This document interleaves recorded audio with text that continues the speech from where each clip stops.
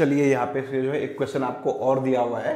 यहाँ पे जो है दो अलग अलग नंबर सिस्टम का एडिशन हो रहा है और फिर आपको जो है तीसरे नंबर सिस्टम में पूछा है, आपको ए और बी की इसने वैल्यू पूछी है। ठीक है, तो देखिए इस तरीके के क्वेश्चन को भी करने की अप्रोच वही है कि आपको क्या कर देना है, इसे भी आपको डेसिमल में कन्वर्ट कर देना है, इसे भी डेसिमल में कन्वर्ट कर देना है और इसे भी डेसिमल में कन्वर्ट कर देना है और आपका आंसर निकल जाएगा। ठीक है, तो यहाँ से जब आप करेंगे तो कितना हो जाएगा, 2 इंटू 3 की पावर 0 प्लस 1 इंटू 3 की पावर 1, इसका कन्वर्जन यही हो गया।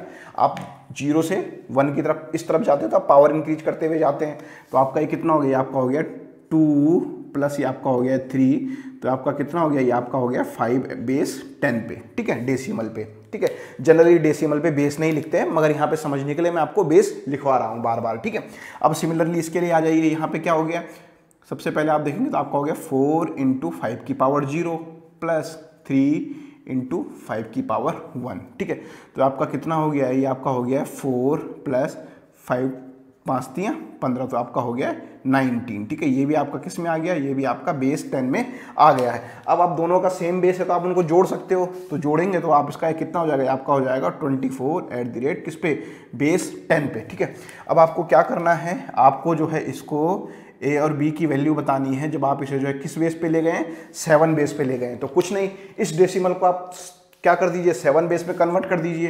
तो जैसे आप जो है इसे कन्वर्ट कर लेते हैं तो ये कितना हो गया, 7 दूनी 14 7 3 21 आपका हो गया है और आपका 3 क्या हो गया है, 3 आपका कैरी हो गया है।